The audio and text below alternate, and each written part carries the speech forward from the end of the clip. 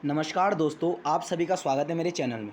दोस्तों, आज की इस वीडियो में हम लेक्चर नंबर 1 यानी वन शॉट करने वाले हैं विलियन चैप्टर को। आज की इस वीडियो में हम विलियन के चैप्टर को वन शॉट कर देंगे। कक्षा 12 रसायन विज्ञान विलियन चैप्टर वन शॉट है। दोस्तों, वन शॉट होने वाला है विलियन का, 1 घंटे का रहेगा वन शॉट। कंप्लीट करा दूंगा इस चैप्टर को मैं आज with most important numericals, most important सूत्र, इसके फॉर्मूलेज, और दोस्तों मोस्ट इम्पॉर्टेंट रूल्स, राउल्ट का नियम, कोलराउस का नियम, सारा यहाँ आज क्लियर होने वाला दोस्तों। और साथ ही most important questions. Chapter number 1 है विलियन, इसे आज कंप्लीट कर देंगे हम क्लास 12th केमिस्ट्री का। और दोस्तों ये वन शॉट सभी राज्यों के लिए, जहाँ जहाँ एनसीईआरटी बुक फॉलो होती है वहाँ वहाँ के लिए ये पाठ्यक्रम है। तो दोस्तों हम देखते हैं चैप्टर नंबर 1 विलियन। तो दोस्तों विलियन स्टार्ट करने से पहले ये जान लेना चाहिए कि हम विलियन पढ़ क्यों रहे हैं। विलियन चैप्टर स्टार्ट करने से पहले जान लेना चाहिए विलियन पढ़ना क्यों है हमने। दोस्तों अब एनसीईआरटी में पहले ही लाइन क्लियर है कि विलियन पढ़ क्यों रहे हैं हम। देखो दोस्तों, लिखा शरीर में लगभग सभी प्रक्रम। दोस्तों शरीर में लगभग सभी प्रक्रम किसी न किसी विलियन में घटित होते हैं, इसलिए हम विलियन को पढ़ते हैं।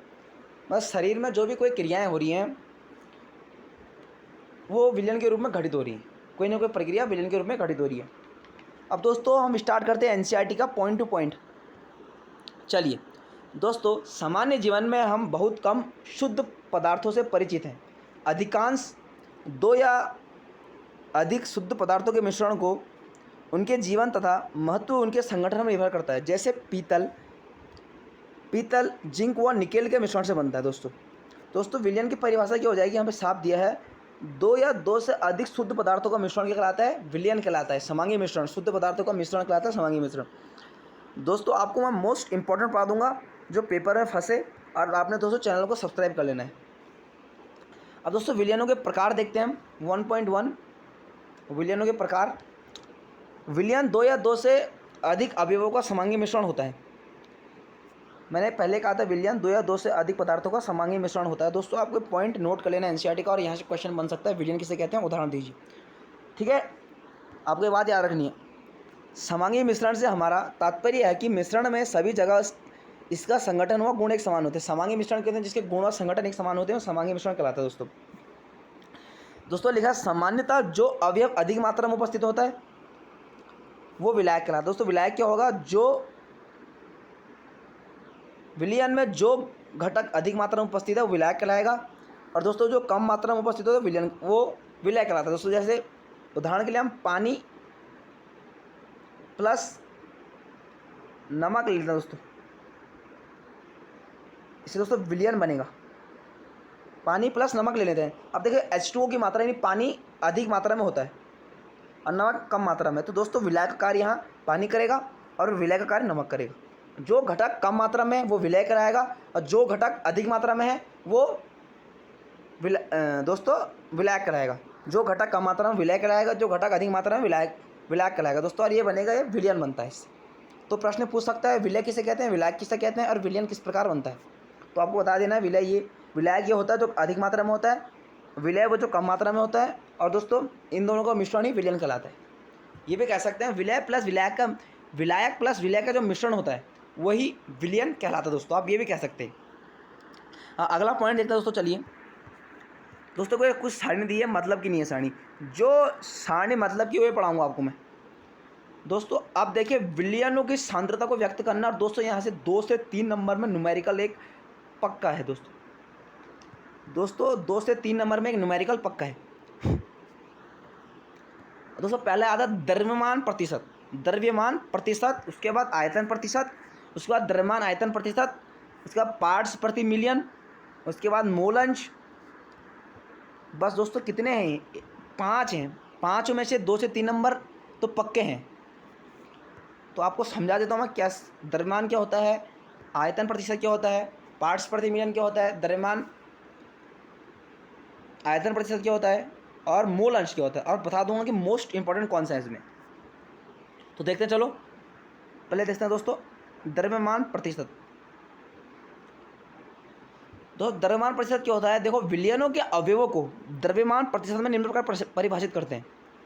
द्रव्यमान प्रतिशत बराबर होता है विलियन में उपस्थित अवयवों का द्रव्यमान बटा विलियन का कुल द्रव्यमान। समझिए मेरी बात को आप, विलियन में कोई विलियन है, उसमें उपस्थित अवयव का द्रव्यमान और विलियन का कुल द्रव्यमान। मतलब जैसे एक विलियन है पानी प्लस नमक, इसमें अवयव 2 हो गए, ठीक है, और इसे बन गया विलियन। तो दोस्तों होगा क्या, सुनो समझो मेरी बात को, पानी प्लस नमक का एक विलियन है, जो क्या कह रहा है होगी अवयव, अवयव कितने उपस्थित है 2, अब विलियन क्या कितना बन रहा है 1, 2/1 इंटू 100, ऐसे होगा दोस्तों, ठीक है। जितने अवयव बटा विलियन कितना बन रहा है इंटू 100, बस ये कर देना आपको दोस्तों। उसके बाद अब देखते हैं आयतन प्रतिशत। आयतन क्या होता है दोस्तों, सीधा आपको सूत्र याद रखना, कुछ नहीं, झंझटबाजी कुछ रखनी नहीं है। आयतन प्रतिशत सूत्र आपको याद रखना है, लिख लेना कॉपी पर, अवयव का आयतन और विलियन कुल आयतन। जैसे मैंने कहा पानी प्लस नमक, तो पानी 5 लीटर है तो आयतन हो गया 5 लीटर बटा विलियन का कुल आयतन है 100 मान लिया हमने इंटू 100, बस ये है, आपको याद रख लेना है। आपको सूत्र से मतलब होना चाहिए और किसी और से नहीं, फालतू की चीज़ पढ़नी नहीं है। हमने उतना पढ़ना जितना एग्जाम के पॉइंट ऑफ व्यू से पढ़ना है हमने। चलिए अगला देखते हैं, द्रव्यमान आयतन प्रतिशत W/V। देखो दोस्तों, एक अन्य इकाई जो औषधि और फार्मेसी में सामान्यतः उपयोग होती है वह 100 ml विलियन घन विलिया का द्रव्यमान है।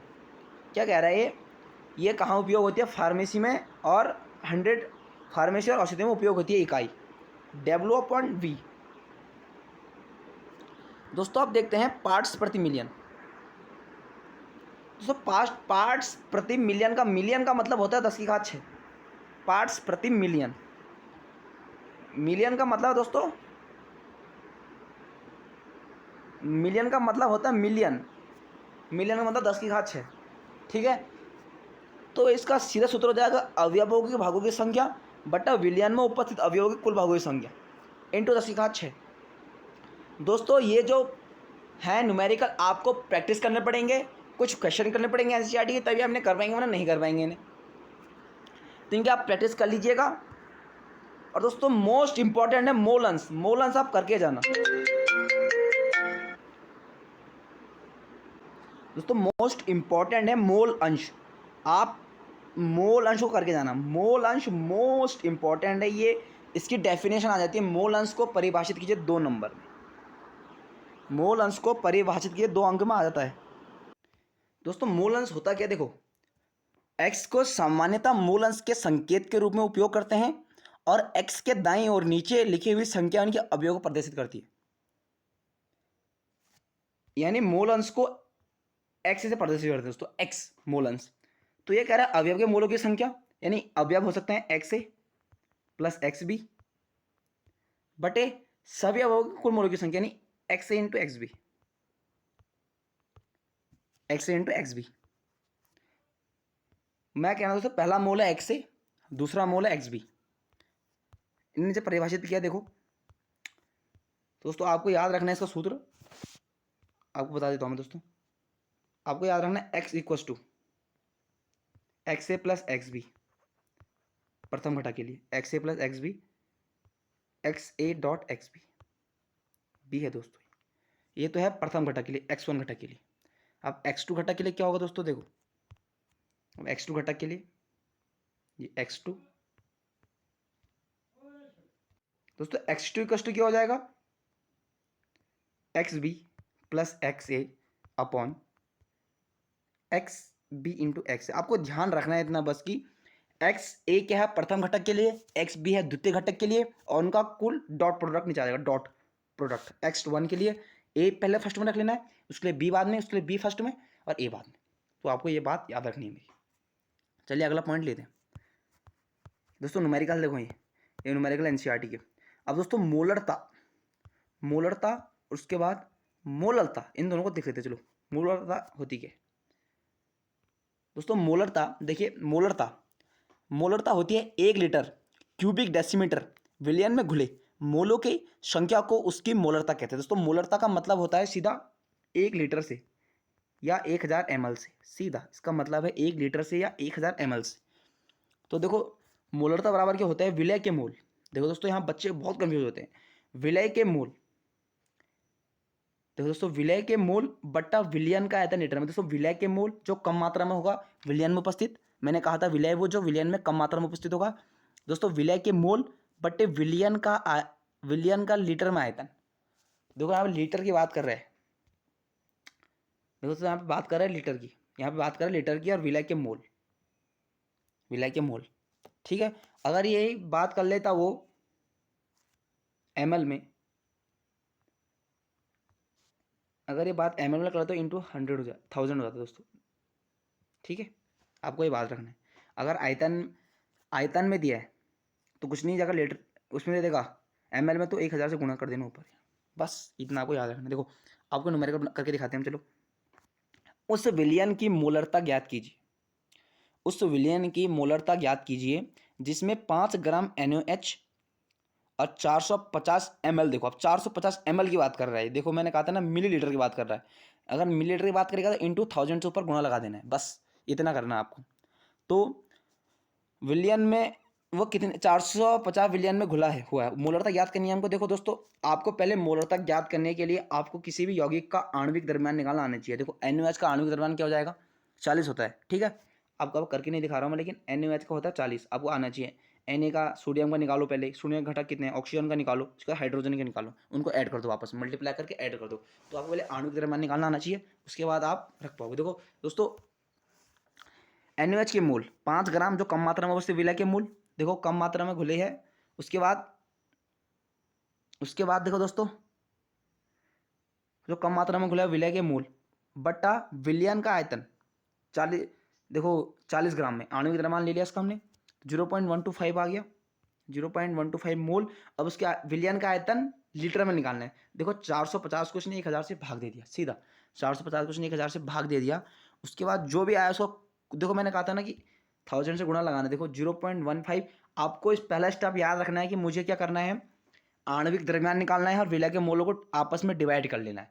पहला स्टेप आपको याद रखना है कि मुझे आणविक द्रव्यमान निकालना है। आणविक द्रव्यमान जो भी हमें यौगिक दिया होगा और विलय के मोल जो कम मात्रा में होगा, विलय के मोल ऑटोमेटिक हो जाएगा दोस्तों, ऑटोमेटिक। जो विलय के मोल कम मात्रा में होंगे ना, जो कम मात्रा में होगी वो विलय के मोल होंगे, आणविक द्रव्यमान दे उसे भाग लगा देना। पहला स्टेप हमेशा याद रखना है। उसके बाद विलयन का आयतन लीटर में, जो भी आपको ये विलयन का आयतन लीटर में निकालना है। ml में दिया तो 1000 से ने भाग दे दिया, अगर ये लीटर में दिया हो तो भाग लगाने की जरूरत नहीं होती है। ठीक हो गया। तो उसके बाद हम सूत्र लगा देंगे दोस्तों, सीधा विलय के मोल इतना निकल गया 0.125 इंटू 1000। अब 1000 क्योंकि मिलीलीटर में दिया है। उसके बाद 450 से डिवाइड कर दे, विलय कुल मोल कितने हैं 450 ml। उसके बाद कैलकुलेशन की ने तो आखिरी में आंसर आप यहाँ पर भी छोड़ सकते हैं, मोल पर, मोल लीटर यूनिवर्स पर छोड़ सकते हैं, मोल लीटर -3 पर छोड़ सकते हैं, आपकी इच्छा है। तो आपको स्टेप हमेशा याद रखना जो मैं बता चुका हूँ। और दोस्तों अपने चैनल को सब्सक्राइब कर लेना है, प्लीज़ लाइक कर दीजिए वीडियो को, क्योंकि वन शॉट चैप्टर को देखने वाले हैं हम आज इस एक ही वीडियो में। दोस्तों आप देखते हैं मोललता। मोललता क्या होती है, देखो दोस्तों मोलरता सीधा डिवाइड है 1000 से, पानी से, लीटर से, उसका संबंध है लीटर से। और मोलरता का संबंध होता है किलो से, वजन से। मोलरता का संबंध कहाँ है, वजन या किलो से। हमेशा याद रखना मोलरता का संबंध है किलो या वजन से, किलो या वजन से। दोस्तों किसी विलयन की मोललता 1 केजी विलायक में उपस्थित विलय के मोलों की संख्या के रूप में परिभाषित होती है।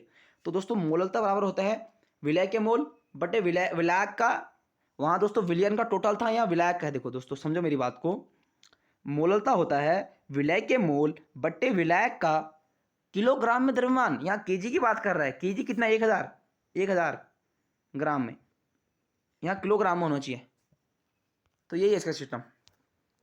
उदाहरण के लिए दोस्तों लिखा 1.00 मोल केजी यूनिवर्स, इसे KCl का जलीय विलयन। आपको KCl का क्या आना चाहिए, आणविक द्रव्यमान निकालना आना चाहिए। मैं कितनी बार कहूँ, आणविक द्रव्यमान निकालना सीख लीजिए, ठीक है।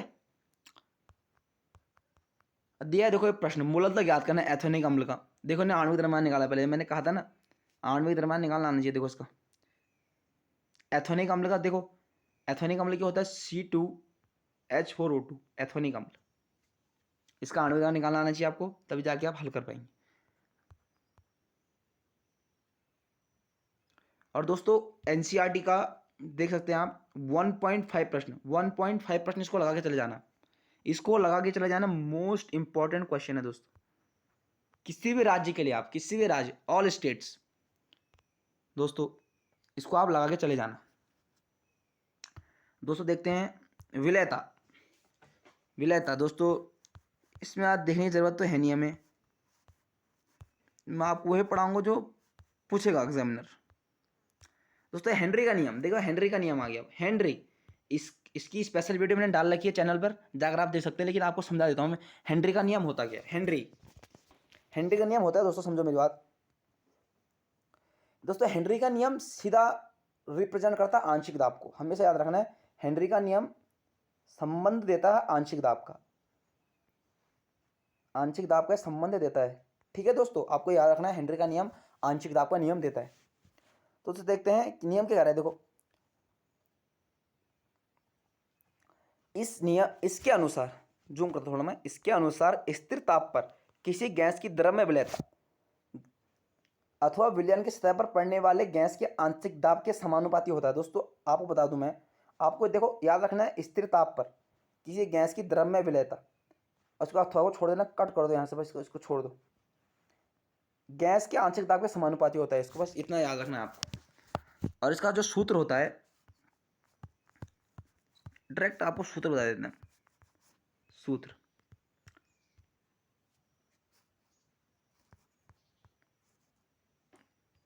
देखो दोस्तों, ये है सूत्र P/KH(x), जहां दोस्तों x है मोल अंश के समानुपाती। x क्या है, मोल अंश, वहां पढ़े हैं पिछले बार। उसके बाद KH क्या है, हेनरी स्थिरांक। KH है हेनरी स्थिरांक, जो नियत रहता है, हेनरी स्थिरांक लिखा हुआ दोस्तों, यहाँ KH हेनरी स्थिरांक है। ये देखिए दोस्तों, अगला लेते हैं हम टॉपिक।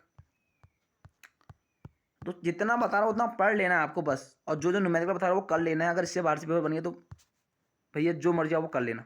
उसके बाद देखो दोस्तों हेनरी नियम के कुछ अनुप्रयोग भी हैं दोस्तों, हेनरी नियम के कुछ अनुप्रयोग हैं दोस्तों। पहला है देखो सोडा जल के लिए, दूसरा गहरा समुद्र के लिए। आ जाएंगे दोस्तों, आ सकता है हेनरी के नियम, हेनरी का नियम किसे कहते हैं और इसके अनुप्रयोग। तो अनुप्रयोग कौन कौन से हैं, सोडा जल के लिए एक, तो दूसरा है गहरा समुद्र के लिए, सोडा जल, गहरा समुद्र और अधिक ऊंचाई के लिए, बस 3 है। अधिक ऊंचाई के लिए सोडा जल के लिए है, गहरे समुद्र के संबंध में है और अधिक ऊंचाई के संबंध में है। बस ये 3 बातें आपको याद रखनी है, मैं जो बोल चुका हूँ। ठीक है, आपको नोट कर लेनी। उसके बाद ताप का प्रभाव, ये पूछ लेता है उसे कभी कभार, चले छोड़ दें उसको भी, नहीं मुश्किल ही है इसका। आपको वही पढ़ाऊंगा जो मोस्ट इंपॉर्टेंट है दोस्तों, मोस्ट इंपॉर्टेंट। बस हमको भैया स्कोर करने से मतलब है, उसको आलतू फालतू नहीं पढ़ना है। हमें बोर्ड में अच्छा स्कोर करना है, हमें अच्छा कॉलेज चाहिए, हमें 12th के बाद हमें अपनी जो भी करना आगे, हमें अच्छा कॉलेज चाहिए तो अच्छा स्कोर करना पड़ेगा केमिस्ट्री में। और केमिस्ट्री में स्कोर करना बहुत ही आसान है, सच बताऊँ आपको मैं। दोस्तों आप देखते हैं राउल्ट का नियम, एक हेनरी का नियम, राउल्ट का नियम और कोलराउस का नियम भी आएगा आगे। कोलराउस का नियम कहीं हमने छोड़ नहीं दिया, पीछे देख सकते हैं। अब आएगा दोस्तों कोलराउस का नियम, जहाँ तक लग रहा है मुझे कोलराउस, ये आ गया ना कोलराउस का नियम। ये राउल्ट का ही आदर्श अनादर्श विलयन, आदर्श अनादर्श विलयन।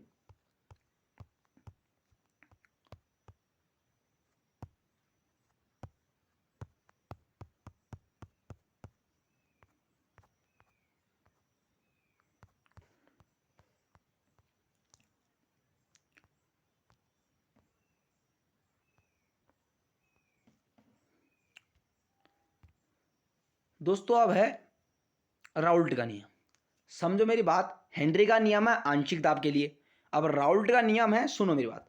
राउल्ट का नियम है दोस्तों, राउल्ट लॉ है, राउल्ट का नियम सीधा है दोस्तों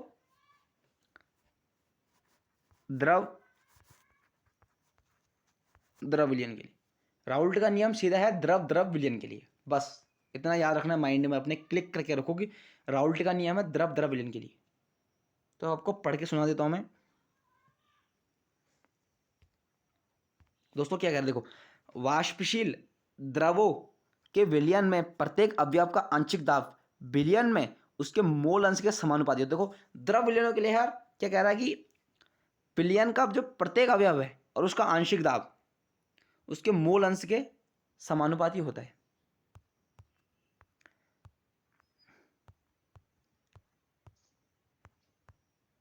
उसके बाद दोस्तों ये इसकी कुछ गणितीय विवेचना है। P डायरेक्टली प्रोपोर्शनल है x1 की। x1 क्या है? मूल वंश, प्रथम घटक का मूल अंश x1। उसके बाद P1 और P1 नॉट में अंतर है। P1 नॉट दोस्तों शुद्ध घटक का होगा। दोस्तों कुछ गणितीय विवेचना है इसकी, बस ये गणितीय विवेचना नहीं पूछता एग्जामिनर। उसके बाद जो पूछेगा आपको बता देता हूँ मैं। उसके बाद दोस्तों ये विशेष परिस्थिति है, मुश्किल है इसका पूछना। एग्जामिनर क्या पूछ सकता है आपसे? ये आदर्श और अनादर्श विलयन मोस्ट इंपॉर्टेंट दोस्तों, मोस्ट इंपॉर्टेंट डेफिनेशन आएगी इसकी, किसे कहते हैं, कितने प्रकार से होते हैं। तो आपको सीधा सीधा मैं ट्रिक से याद करा देता हूँ कि आदर्श विलयन कौन, हाँ अनादर्श कौन। आपको किताब देखने की झंझट खत्म है, जितना बोल रहा हूँ उतने पढ़ लो और इससे बाहर कुछ नहीं आएगा पेपर में, ठीक है। मुझे तुम्हें फालतू कराना नहीं है, जितना सिलेबस में उतना कराऊंगा। दोस्तों आदर्श विलयन और अनादर्श विलयन, देखो दोस्तों समझो मेरी बात को। आदर्श विलयन वो होते हैं जो राउल्टी के नियम का पालन करते हैं। देखो आदर्श विलयन वो जो राउल्टी के नियम को मानते हैं, और अनादर्श विलयन वो जो राउल्टी के नियम को नहीं मानते। बस इतना है, इनका झंझट नहीं देखना किताब में, जितना बोल दिया उतना पढ़ लो, कहानियाँ खत्म। आदर्श अनादर्श विलयन कहानी खत्म है दोस्तों। राउल्टी का नियम का पालन जो करता है आदर्श, जो नहीं करता अनादर्श। वीडियो बनाई है सेपरेट, पर्सनल वीडियो बनी हुई है, आप जाकर देख सकते हैं चैनल पर, ठीक है। तो आप, मैंने आपको बता दिया कि आदर्श कौन अनादर्श कौन, ठीक है। अब देखो दोस्तों अनादर्श विलयन के दो प्रकार होते हैं। अनादर्श विलयन के भी दो प्रकार होते हैं। पहला प्रकार है दोस्तों धनात्मक विचलन दिखाने वाले और ऋणात्मक विचलन दिखाने वाले, ठीक हो गया। धनात्मक विचलन दिखाने वाले आदर्श विलयन और ऋणात्मक विचलन दिखाने वाले आदर्श विलयन, अनादर्श विलयन, ठीक है।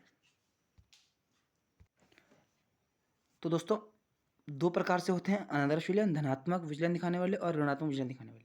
और दोस्तों आपको आदर्श विलयन और अनादर्श विलयन के उदाहरण भी याद कर लें। दोस्तों आदर्श विलयन के उदाहरण क्या होंगे?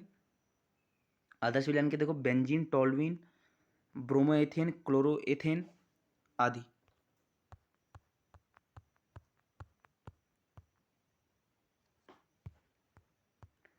अब दोस्तों देखते हैं मोस्ट इंपॉर्टेंट जो यहाँ से फंसता है पेपर, पूरा पेपर दोस्तों यहीं से न्यूमेरिकल्स का।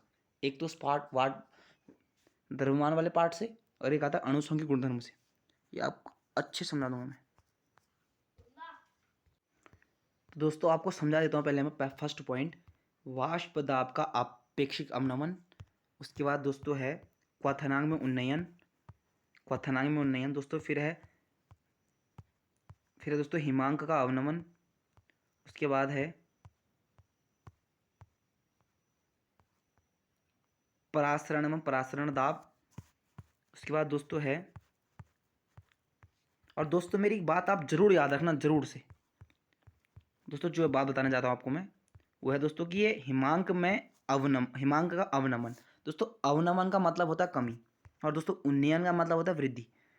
दोस्तों ये तीन है, आपके इनके सूत्र याद करके चले जाने हैं, और न्यूमेरिकल कैसे बनाने हैं वो आपको बता दूंगा मैं अभी।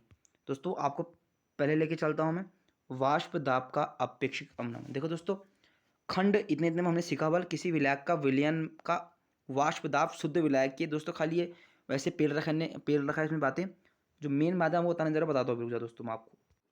तो दोस्तों रहा ये हैंड रिटन है, लिखे हुए अपने हाथ से हमने ये, तब ये वाष्प दाब का आपेक्षिक अवनमन थोड़ा दिखने रहा होगा आपको।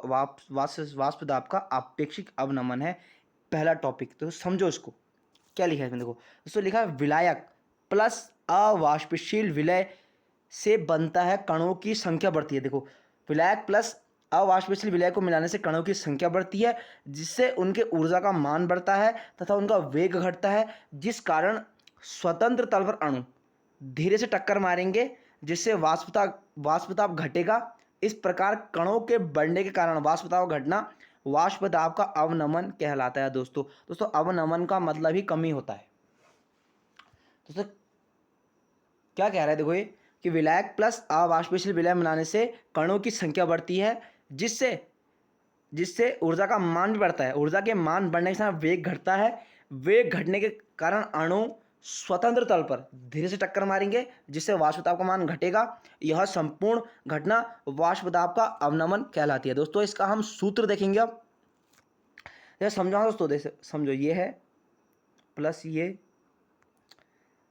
तो देखो ये है विलायक, ठीक है दोस्तों, ये है विलायक, इसमें है अवाष्पशील विलय, इसमें है अवाष्पशील। देखो दोस्तों इससे बन गया क्या, कणों की संख्या बढ़ती है। देखो इन दोनों के मिक्सचर से इसमें विलायक भी है, अवाष्पशील विलय भी है, इसमें कणों की संख्या बढ़ गई। अब कणों की संख्या बढ़ने से इसमें ऊर्जा का मान भी बढ़ गया। अब ऊर्जा के मान बढ़ने से इनका वेग घट जाएगा आपस में। वेग घटने के कारण ये स्वतंत्र तल पर धीरे से टक्कर मारेंगे जिससे वाष्प दाब का मान घट जाएगा। और ये परिघटना क्या है, वाष्प दाब का अवनमन है। अब दोस्तों सूत्र बताऊंगा मैं, चलिए दोस्तों, यदि शुद्ध विलायक का वाष्प दाब P है, शुद्ध विलायक का वाष्प दाब P है तथा विलयन का वाष्प दाब PS है। शुद्ध विलायक का वाष्प दाब P है, विलयन का वाष्प दाब PS है, ठीक है। तथा वाष्प दाब का अवनमन क्या हो जाएगा, शुद्ध में से वाष्प दाब को घटा देंगे, शुद्ध में से वाष्प दाब को घटा देंगे। अतः दोस्तों जो ये सूत्र बन के आएगा, जो सूत्र निकल के आएगा, ये सूत्र निकल के आएगा दोस्तों P minus PS upon P। थोड़ा दिख नहीं रहा होगा आपको नीचे, लेकिन यही है इसका सूत्र, P minus PS upon P, ये आपका सूत्र है। ये क्या है, शुद्ध वाष्प का, ये हाँ शुद्ध वाष्प दाब विलायक का, ये विलयन का वाष्प दाब है और इनका कुल है, ठीक है। अब देखते हैं एक और टॉपिक्स में, चलिए दोस्तों अगला पॉइंट है क्वथनांक में उन्नयन, और हमने इस पर डाला है इंपॉर्टेंट। क्यों डाला कि यहीं से क्वेश्चन बनने वाला है। तो पहले समझेंगे क्वथनांक में उन्नयन क्या होता है। दोस्तों सेम होता है लेकिन इसके अपोजिट में होगा, अपोजिट में होगा। उन्नयन का मतलब यहाँ वृद्धि होगी, सेम है प्रोसेस, सेम है। कणों की संख्या, ऊर्जा का मान यहाँ भी घटेगा, वाष्प दाब कम होगा, वो टक्कर धीरे से मारेंगे, लेकिन यहाँ वृद्धि होगी, बस इतना अंतर, यहाँ वृद्धि होगी। देखो सेम प्रोसेस है, ये बीकर, ये भी बीकर, इसमें विलायक, इसमें अवाष्पशील विलय, और इसमें बने विलय और अवाष्पशील मिल गए, ठीक है, ठीक है। और यहाँ कणों की संख्या बढ़ गई क्योंकि ये भी मिल गया, ये मिल गया, तो कणों की संख्या बढ़ गई इनके आपस में। कणों की संख्या का बढ़ने के साथ ऊर्जा का मान भी घटेगा, ठीक है। कणों की संख्या बढ़ेगी तो ऊर्जा का मान घटेगा और वाष्प दाब भी कम होगा तथा क्वथनांक बढ़ेगा। क्वथनांक बढ़ने की यह घटना क्वथनांक में उन्नयन। उन्नयन का मतलब ही दोस्तों वृद्धि होता है, उन्नयन का मतलब वृद्धि होता है। दोस्तों बोर्ड में कभी ऐसा पूछा जाता है, किसे कहते नहीं, सीधा सूत्र और फॉर्मूला। एक बता चुका हूँ वाष्प दाब का, अब है क्वथनांक में उन्नयन। तो जूम इट, देखिए दोस्तों इसमें वही प्रोसेस है। माना शुद्ध विलायक का क्वथनांक T तथा विलायक का क्वथनांक TS, तो इसमें सेम प्रोसेस है, माइनस हो जाएगा, तो कुल क्या हो जाएगा T minus T, TS minus T।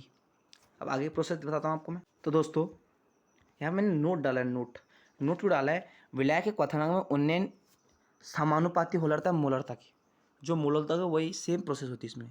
दोस्तों इसका अंतिम सूत्र क्या आता है दोस्तों, अंतिम बात देखो अंतिम क्या आता है इसका, देखो समझो मेरी बात को, TS माइनस T होगा इंटू मोलरता की। अब मोलरता क्या होती है, अभी समझाया मैंने, विलायक के मोल बटा विलायक का द्रव्यमान kg में, सेम प्रोसेस। मोलरता की जगह बताऊँ क्या आ जाएगा यहाँ पे, मोलरता की जगह आ जाएगा दोस्तों यहाँ पे, तो मोलरता की जगह क्या आ जाएगा, देखो ये ऐसे समझते हैं बातों को। मोलरता की जगह आ जाएगा इक्वल टू, लग जाएगा यहाँ पर, थोड़ा इरेज नहीं हो रहा है यार।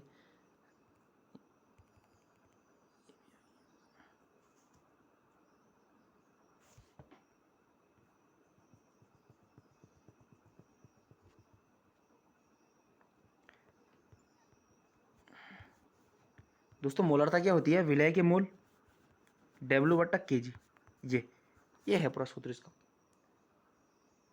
ये।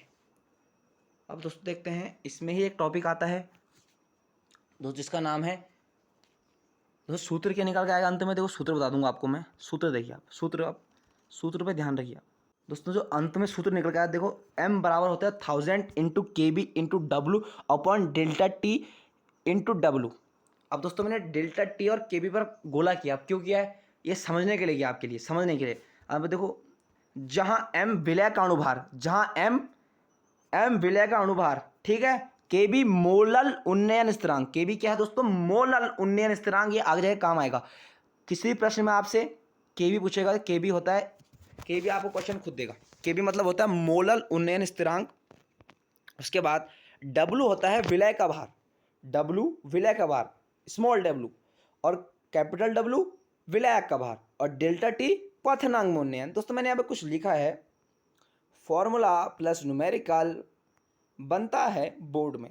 दोस्तों ये 100% बनता है। ऐसे एक क्वेश्चन आपसे पूछ लेगा, आपको सब मान दे देगा। चलिए, आपको उसने विलय का भार भी दिया, डेल्टा टी भी दे दिया, डब्लू भी दे दिया, और आपसे पूछ लिया कि केबी का मान बताओ, तो केबी बराबर ये सूत्र लग जाएगा। क्या होता है? M equals to 1000 into KB into W delta T into W. ये होता है दोस्तों।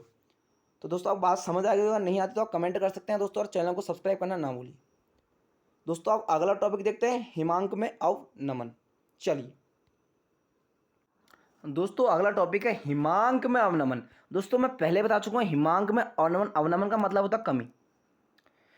दोस्तों जब किसी शुद्ध विलायक में किसी अवाष्पशील विलय को घोला जाता है तो विलयन बन जाता है। विलयन में कणों की संख्या बढ़ जाती है, जिस कारण हिमांक घट जाता है। विलायक का हिमांक कम होने की प्रक्रिया हिमांक में अवनमन है। दोस्तों मैं बीकर, एक बीकर ये है दोस्तों, एक बीकर ये है, ठीक है।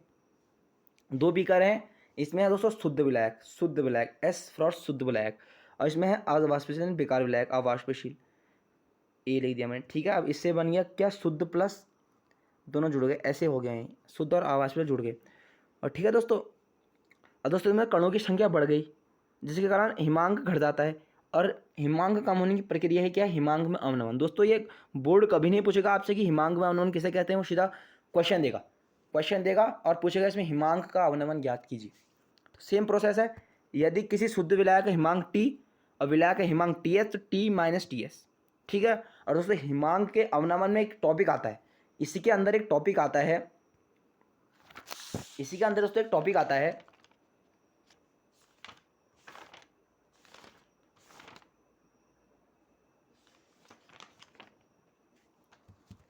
तो टॉपिक है मोलल अवनमन स्थिरांक। वो टॉपिक है मोलल अवनमन स्थिरांक, जिसे के एफ से नोटिस करते हैं। के एफ दोस्तों, के बी क्या होता है? मोलल उन्नयन, के बी मोलल उन्नयन, और के एफ मोलल अवनमन। आपको ये अपने माइंड में क्लियर कर लेना है कि के एफ क्या है और के बी क्या है। के बी है मोलल उन्नयन स्थिरांक और के एफ है मोलल अवनमन। एक है कमी अवनमन और एक है उन्नयन, एक है वृद्धि, बस, ठीक है। आपको बताता हूँ मोलल अवनमन स्थिरांक क्या है। ये हिमांक के अंदर एक पॉइंट आता है, वो बता देता हूँ आपको। चलिए दोस्तों, ये रहा मोलल अवनमन स्थिरांक, हैंड रिटन नोट से मेरे लिखे हुए। देखिए होता क्या है, मोलल अवनमन स्थिरांक आता है इसे के एफ से नोट करते हैं, ठीक है दोस्तों, के एफ से नोट करते हैं। दोस्तों इसमें होता क्या, देखो, किसी विलायक के 1000 ग्राम में अवाष्पशील विलय का 1 मोल होता है। दोस्तों 1000 ग्राम में अवाष्पशील विलय का 1 मोल है। घोलने पर विलायक में जो कमी आती है, हिमांक में कमी, मोलल अवनमन स्थिरांक कहलाता है, जिसे के एफ से नोटिस करते हैं। के एफ से नोटिस करते हैं। इंपॉर्टेंट है, फॉर्मूला है, न्यूमेरिकल बोर्ड में बनता है दोस्तों। एक है के बी और एक है के एफ, ये माइंड में सेट कर लेना है। फॉर्मूला सेम है, दोनों का सेम है फॉर्मूला, बस के बी और के एफ। मैंने तभी गोला किया था वहाँ के बी पर, तो के एफ यहाँ भी गोला किया मैंने। देखो क्यों किया है, आपको समझाने के लिए। चैनल को आप सब्सक्राइब कर दीजिए प्लीज़, और वीडियो को लाइक कर दीजिए। दोस्तों आपको बता देता हूँ मैं, एम इक्वल्स टू 1000 इंटू के F into small W upon delta T into W capital W. तो यहाँ खाली के एफ का अंतर है, सेम प्रोसेस है। देखो यहाँ लिखा भी हमने साफ साफ कि जहाँ एम विलय का अनुभार, के एफ है मोलल अवनमन स्थिरांक, डब्लू विलय का भार स्मॉल डब्लू, डेल्टा टी हिमांक में अवनमन, और डब्लू विलय का भार। सेम प्रोसेस है, बस के एफ को आपको याद रखना है, और आपकी कैलकुलेशन है, सब दे देगा आपको, वो सब देता है, न्यूमेरिकल सब देता है आपको, जो एग्जामिनर सब देगा, बस आपको निकाल लेना है, बस आपको ये बात याद रखनी है। तो दोस्तों अब आखिरी पॉइंट बचता है, वह है परासरणता। वो आपको बता देता हूँ मैं, उसके बाद ये चैप्टर हो जाएगा खत्म। देखते हैं अगर कोई क्वेश्चन छोड़ता है तो। चलिए परासरणता आपको बता देता हूँ मैं। चलिए, और दोस्तों चैनल को सब्सक्राइब करना ना भूलिए प्लीज़, सब्सक्राइब कर दीजिए चैनल को, आपके लिए इतनी मेहनत करो दोस्तों, और इससे बाहर से क्वेश्चन नहीं बनेंगे, जितना बता दे उतना पढ़ लो बस। थ्योरी भी न्यूमेरिकल भी याद कर लो, जितने फॉर्मूले बता चुका हूँ इन्हें आप कर लीजिए अच्छे से। देखो दोस्तों कितनी मेहनत से आपके लिए हमने करे हैं, देखो अरेंज। दोस्तों आपको बताता हूँ मैं प्रासरण दाब क्या होता है। प्रासरण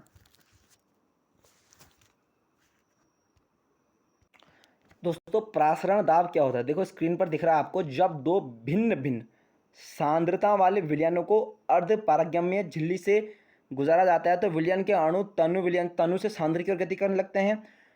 तो विलायक के अणुओं की इस गति को प्रासरण कहते हैं। देखिए दोस्तों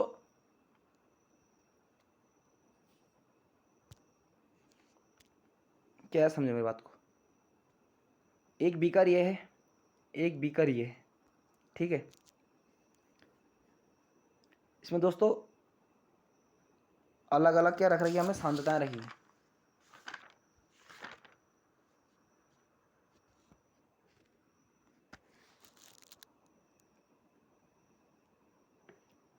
ठीक है दोस्तों, एक बीकर हैं दो, और दोस्तों एक तीसरा बीकर यहाँ पे है, ये तीसरा बीकर यहाँ पे है। इसमें इसमें अलग सांद्रता वाला कोई विलयन, इसमें अलग सांद्रता वाला कोई एक अलग विलयन है, ठीक है। और दोस्तों यहाँ पे रखिए इसके अर्धपरागीय झिल्ली, और इसकी रखिए यहाँ पे अर्धपरागीय झिल्ली, ठीक है। इसके अंदर रखिए थोड़ा, इसके अंदर ये बिल्कुल एक गुजरेगी यहाँ से, ठीक है। तो दोस्तों होता क्या है कि जो दो बीकर थे अलग अलग सांद्रताओं वाले, तो विलयन के अणु तनु से, तनु मतलब कम, सांद्र मतलब ज़्यादा, तनु मतलब कम, कम से ज़्यादा की ओर गति करने लगते हैं। कम से ज़्यादा, कम तनु का मतलब कम होता है और सांद्रता में ज़्यादा होता है। तनु से कम से ज़्यादा से गति करने, तनु से कम की ओर, तनु मतलब कम और ये सांद्रता मतलब ज़्यादा, सांद्र। देखो क्या कहा कि दो विभिन्न विभिन्न सांद्रता वाले दो क्या हैं, विलयन है, उनको अर्धपारगम्य झिल्ली से अलग करते हैं, पृथक करते हैं उससे। उसके बाद जो विलयन होता है फिर तनु से सांद्र की ओर गति करता है। यही गति क्या है, परासरण दाब है, ठीक है। अब ये दो प्रकार से होते हैं। अब दो प्रकार से कौन कौन से होते हैं चलिए बताता हूँ आपको। तो देखिए ये दो प्रकार से होते हैं। पहला प्रकार है अंतःप्रासरण, दूसरा है बाह्य प्रासरण। अब अंतःप्रासरण क्या होता है, जो अंदर होता है, किसी भी तत्व के अंदर या किसी भी यौगिक के अंदर जो प्रासरण होता है वो अंतःप्रासरण कहलाता है। देखो दोस्तों उदाहरण के लिए हमने लिया है, जब किशमिश को जल में डुबोया जाता है तो जल के अणु बाहर से किशमिश के अंदर गति करते हैं, ठीक है। किशमिश को हमने किसमें डुबोया, जल में, ठीक है। जल दोस्तों कैसा है, सांद्र। किशमिश को मैं जल में डुबो रखा, जल है इसमें, ठीक है। बीकर है कोई, किशमिश को जल में डुबो रखा हमने, ठीक है। तो क्या होता है, किशमिश के अणु अंदर की ओर गति करते हैं तो इस घटना को अंतःप्रासरण कहते हैं, ठीक है। दोस्तों ये क्या कह रहा है कि जब किशमिश को जल में डुबो जाता है तो जल के अणु बाहर से किशमिश के अंदर गति करते हैं। जल के अणु, जल की तो सांद्र है, सांद्र अंदर गति करता है, अंदर गति करने का अंतःप्रासरण हो रहा है। किशमिश के अंदर जो प्रासरण होता है अंतः होता है। अब दोस्तों देखते हैं बाह्य प्रासरण।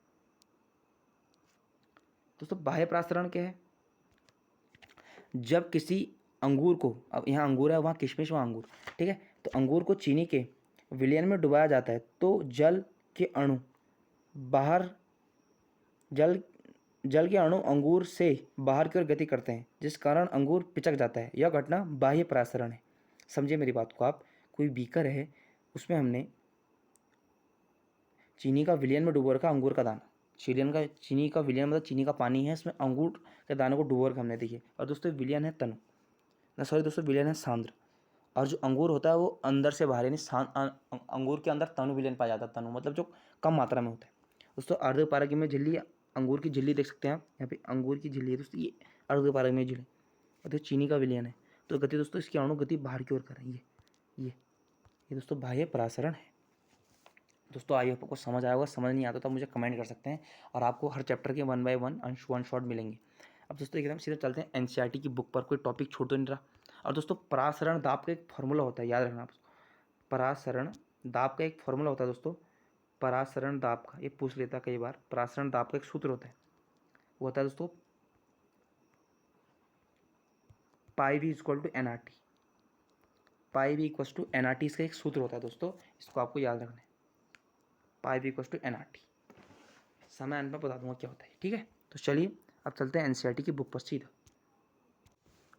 दोस्तों सारे टॉपिक करा चुका हूँ आपको मैं, देख सकते हैं आप। वाष्पताप हो चुका है, उसके बाद क्वथनांक उन्नयन हो चुका है, उसके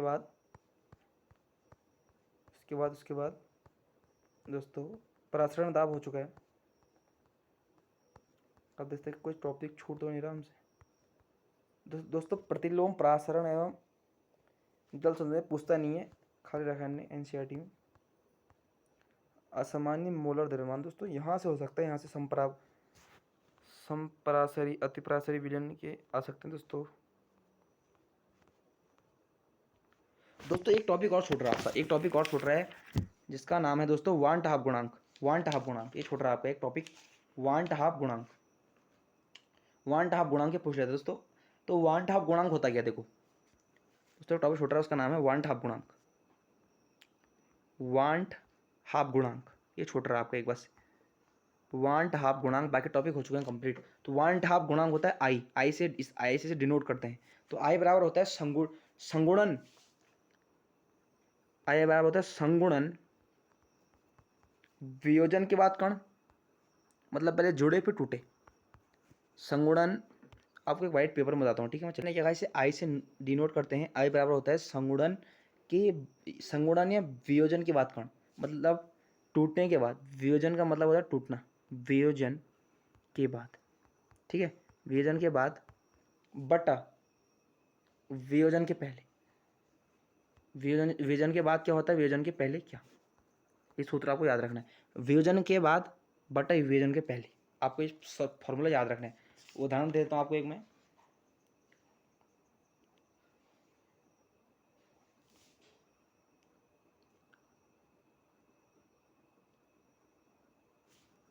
दोस्तों आपको याद रखना है आई इज इक्वल टू वियोजन के पहले, वियोजन के बाद कण और बटा वियोजन के पहले कण। ये आपको वांट हाफ गुणांक आपको याद रखना है। तो सीधे चलते हैं एनसीईआरटी, इनको आप कर लेना। मैं बता चुका हूँ आपको एक ये प्रश्न, एक ऐसे ठोस विलयन का उदाहरण जिसमें विलय कोई गैस हो। तो विलय कोई गैस हो,